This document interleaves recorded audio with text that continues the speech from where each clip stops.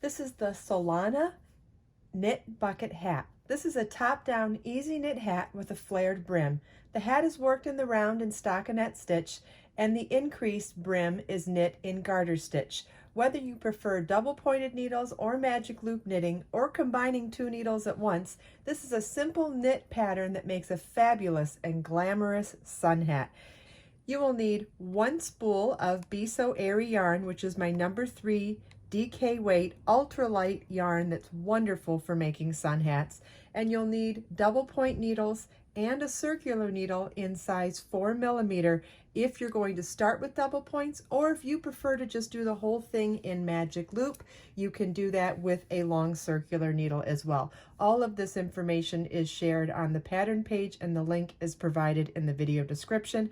I have videos on working in the round as well as magic loop technique. In this video, I'm going to show you how to get started on the crown of the hat with the double point needles and how to do all of the increases. But instead of doing it on this thinner yarn, I'm going to use one of my thicker yarns so that you can see everything a little bit up close for doing the technique today. I'll be using Be So Easy yarn, my number 5 bulky weight yarn, and 10mm needles. So to make the tutorial nice and big and close up on the screen, I'll be using one ball of Be So Easy yarn in color cyan, which is my number 5 bulky weight yarn, and I'll be using double point needles and circular needles in 10mm size.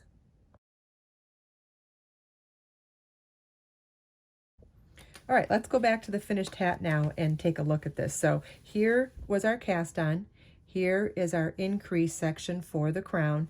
Then we worked even in pattern all the way through 40 rounds here. And now you notice there's a set of increases to create this flare for the bucket brim. And also there's a different texture. That's because I went from stockinette stitch to garter stitch, and that's just slightly different when you're working in the round than if you're familiar with the change in those stitches in working in rounds instead.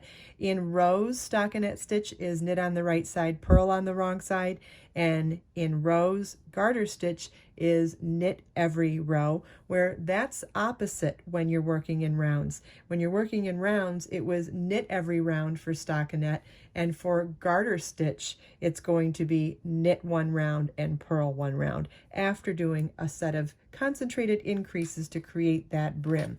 So the first round of the brim is round 41. I'm going to show you how to do that one first. That's where we do our concentrated increases. So we're ready to begin the round. So we'll slide our beginning stitches back onto the needle and pull the second half of the round off the needle and onto the middle of the circular cord. Round 41, we're going to knit into the front and back of the first stitch and then knit the next stitch. So we're doing a 50% increase. We're going from 90 stitches to 135 stitches at the end of round 41. It's knit into the front and back of one stitch and then knit the next stitch. And you want to do this all the way around.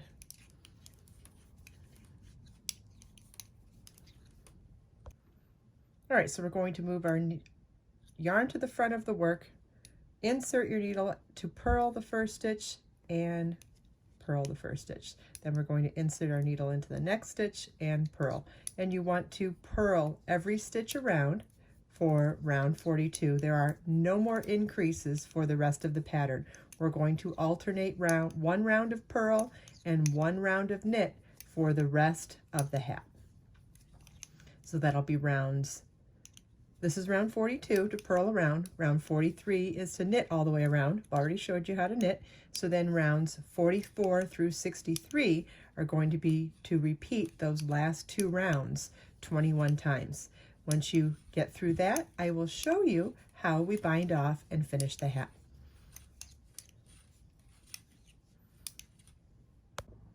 Okay, let's take a look at this on the hat again. So here is what your garter ridge section is going to look like when you're through round 63 of the hat. So at that point, you're going to want to bind off, and let me show you how we do that. You're going to bind off loosely. You're going to knit the first two stitches and then pass the first stitch up and over the second, but not pull it taut.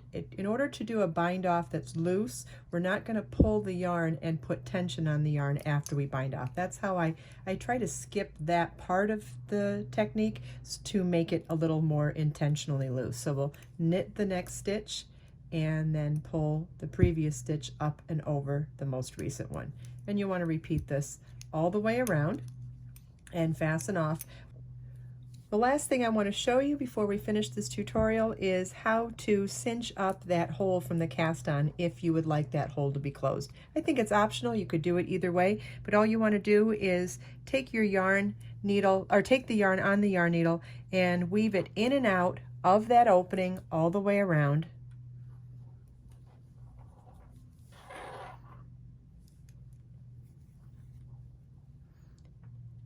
And once you've made it all the way around, then cinch it closed. Okay, you want to move your yarn, then insert your needle into the center of it, come out on the wrong side of the fabric, secure with a knot, and weave in your loose ends. I hope you enjoyed this video. If you have any questions at all, please leave them for me in the comments. Everything we talked about today, you can find as links in the video description below. Let us make time to create, share, and inspire today and every day. I'll see you in the next video.